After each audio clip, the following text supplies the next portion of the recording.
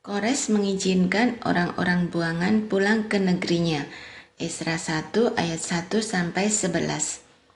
Pada tahun pertama zaman Kores, raja negeri Persia, Tuhan menggerakkan hati Kores, raja Persia itu, untuk mengenapkan firman yang diucapkan oleh Yeremia, sehingga disiarkan di seluruh kerajaan Kores secara lisan dan tulisan pengumuman ini.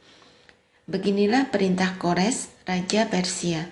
Segala kerajaan di bumi telah dikaruniakan kepadaku oleh Tuhan Allah semesta langit. Ia menugaskan aku untuk mendirikan rumah baginya di Yerusalem yang terletak di Yehuda. Siapa di antara kamu termasuk umatnya, Allahnya menyertainya. Biarlah ia berangkat pulang ke Yerusalem yang terletak di Yehuda dan mendirikan rumah Tuhan Allah Israel, yakni Allah yang diam di Yerusalem. Dan setiap orang yang tertinggal dimanapun ia ada sebagai pendatang harus disokong oleh penduduk setempat dengan perak dan emas, harta benda dan ternak, di samping persembahan sukarela bagi rumah Allah yang ada di Yerusalem. Maka berkemaslah kepala-kepala kaum keluarga orang Yehuda dan orang Benyamin, serta para imam dan orang-orang Lewi, yakni setiap orang yang hatinya digerakkan Allah untuk berangkat pulang dan mendirikan rumah Tuhan yang ada di Yerusalem. Dan segala orang di sekeliling mereka membantu mereka dengan barang-barang perak, dengan emas, harta benda dan ternak, dan dengan pemberian yang indah-indah, selain dari segala sesuatu yang dipersembahkan dengan sukarela. Pula Raja Kores menyuruh mengeluarkan perlengkapan rumah Tuhan yang telah diangkut Nebukadnezar dari Yerusalem dan yang ditaruhnya di dalam kuil Allahnya. Kores, Raja Persia itu, menyuruh mengeluarkan semuanya itu di bawah pengawasan Mitredat, bendahara raja, yang menghitung seluruhnya bagi Sesbasar, pembesar di Yehuda. Inilah daftarnya: 30 bokor emas, 1000 bokor perak, 29 pisau, 30 piala emas, pula 410 piala perak, 1000 buah barang-barang lain. Barang-barang emas dan perak itu seluruhnya berjumlah 5.400. Semuanya itu dibawa oleh Sesbasar sewaktu orang-orang buangan itu dibawa pulang dari negeri Babel ke Yerusalem. Daftar orang-orang yang kembali dari pembuangan. Esra 2 ayat 1 sampai 70. Inilah orang-orang provinsi Yehuda yang berangkat pulang dari pembuangan, yakni para tawanan yang dahulu diangkut ke Babel oleh Nebukadnezar, Raja Babel, dan yang kembali ke Yerusalem dan ke Yehuda, masing-masing ke kotanya. Mereka datang bersama-sama Serubabel, Yesua, Nehemia, Seraya, Reelaya, Mordekai, Bilsan, Mispar, Bikwai, Rehum, dan Baana. Inilah daftar orang-orang bangsa Israel. Bani Paros 2.172 orang. Bani Sefaca 372 orang. Bani Arah 775 orang. Bani Pahat Moab, yakni anak-anak Yesua dan Yoab, 2.812 orang. Bani Elam 1.254 orang. Bani Satu 945 orang. Bani Sakai 760 orang. Bani 642 orang. Bani Bebai 623 orang. Bani Asgad 1.222 orang.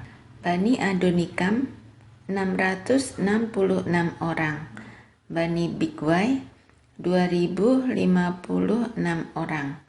Bani Adin 454 orang. Bani Ater, yakni Bani Hizkia 98 orang. Bani Besai 323 orang. Bani Yora 112 orang. Bani Hasum 223 orang. Bani Gibar 95 orang. Dari Bethlehem 123 orang. Orang-orang Netofa 56 orang. Orang-orang Anatot 128 orang. Dari Asmawet 42 orang. Dari Kiryat Arim, Kefira, dan Beerot 743 orang. Dari Rama dan Gaba 621 orang. Orang-orang Mikmas 122 orang. Orang-orang Betel dan Ai 223 orang. Dari Nebo 52 orang. Bani Makbis 156 orang. Bani Elam, yakni Elam yang lain 1254 orang. Bani Harim 320 orang.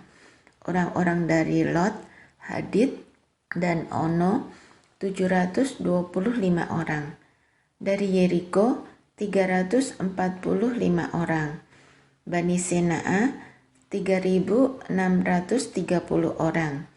Inilah para imam Bani Yedaya, yakni kaum keluarga Yesua 973 orang. Bani Imer 1.052 orang. Bani Pasihur 1.247 orang. Bani Harim 1.017 orang. Inilah orang-orang Lewi, Bani Yesua dan Kadmiel, yakni Bani Hodawia 74 orang. Inilah para penyanyi, Bani Asaf 128 orang. Inilah kaum penunggu pintu gerbang, Bani Salum, Bani Ater, Bani Talmon, Bani Akub, Bani Hatita, Bani Sobai, semuanya 139 orang.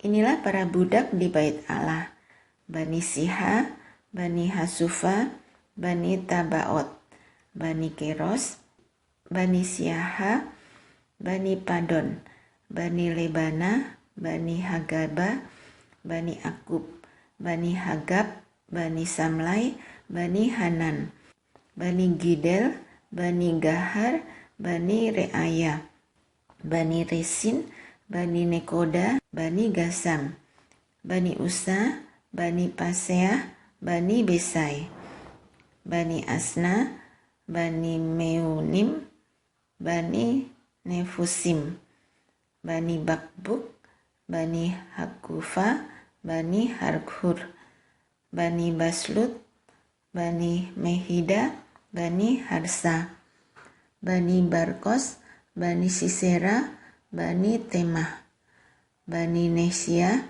Bani Hatifa. Inilah keturunan para hamba Salomo, Bani Sotai, Bani Soferet, Bani Peruda, Bani Ya'ala, Bani Darkon, Gidel, Bani Sefaca, Bani Hatil, Bani Pokeret, Hasebaim, Bani Ami. Seluruh budak di bait Allah dan keturunan para hamba Salomo ada 392 orang.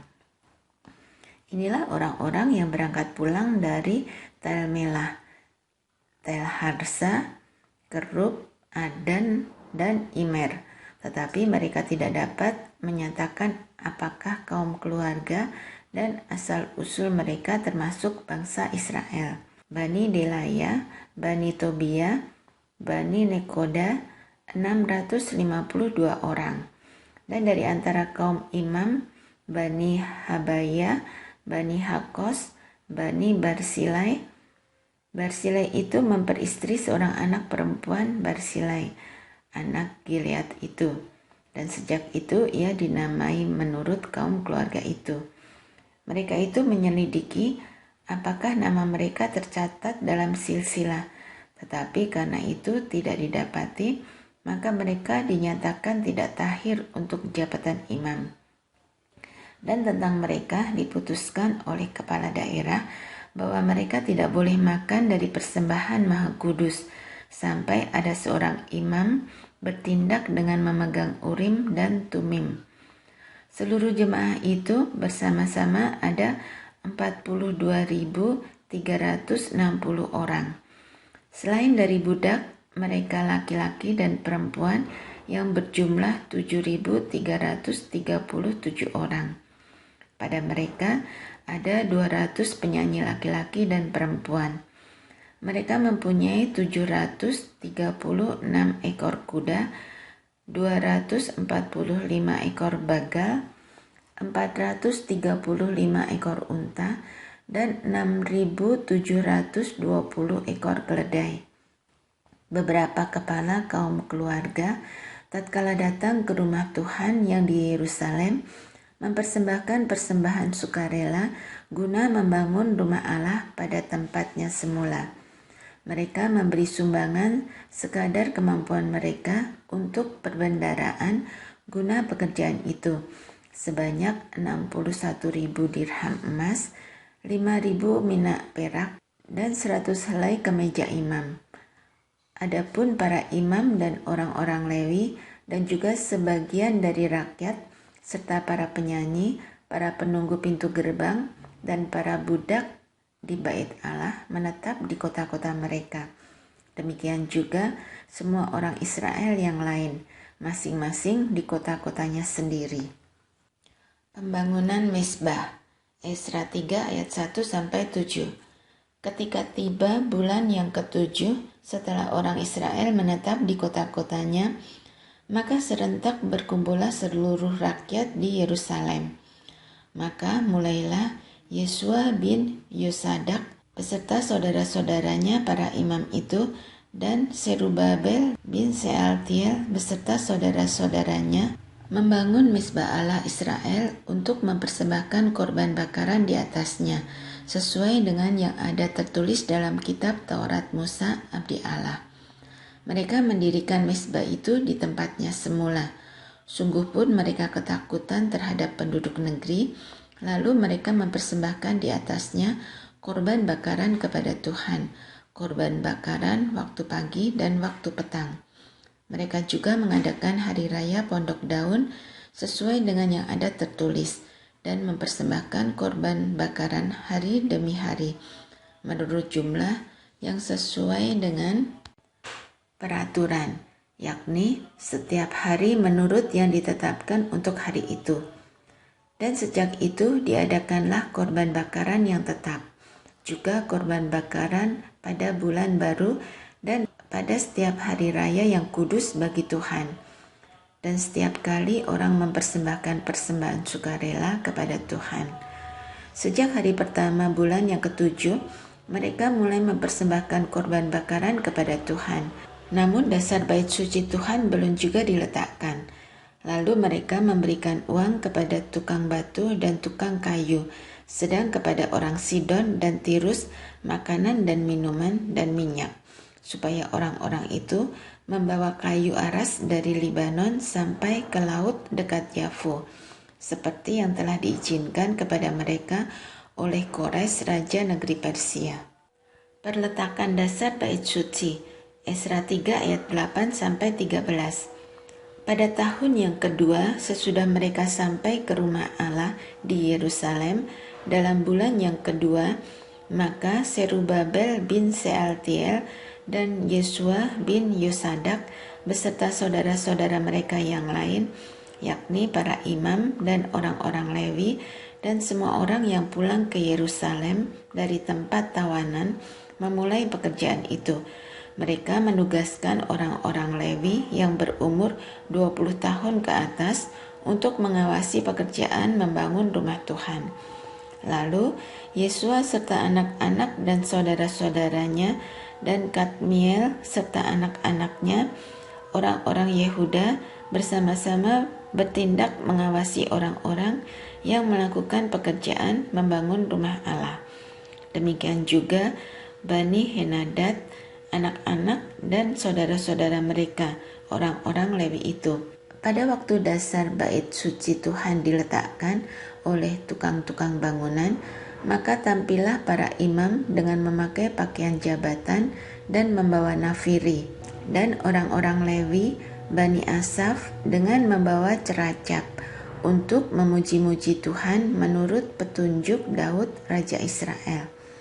Secara berbalas-balasan mereka menyanyikan bagi Tuhan nyanyian pujian dan syukur, sebab Ia baik, bahwasanya untuk selama-lamanya kasih setianya kepada Israel.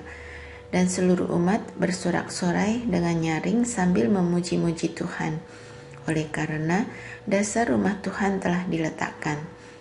Tetapi banyak di antara para imam, orang-orang Lewi, dan kepala-kepala kaum keluarga, orang tua-tua yang pernah melihat rumah yang dahulu, menangis dengan suara nyaring ketika peletakan dasar rumah ini dilakukan di depan mata mereka. Sedang banyak orang bersorak-sorai dengan suara nyaring karena kegirangan. Orang tidak dapat lagi membedakan mana bunyi sorak-sorai kegirangan dan mana bunyi tangis rakyat, karena rakyat bersorak-sorai dengan suara yang nyaring, sehingga bunyinya kedengaran sampai jauh.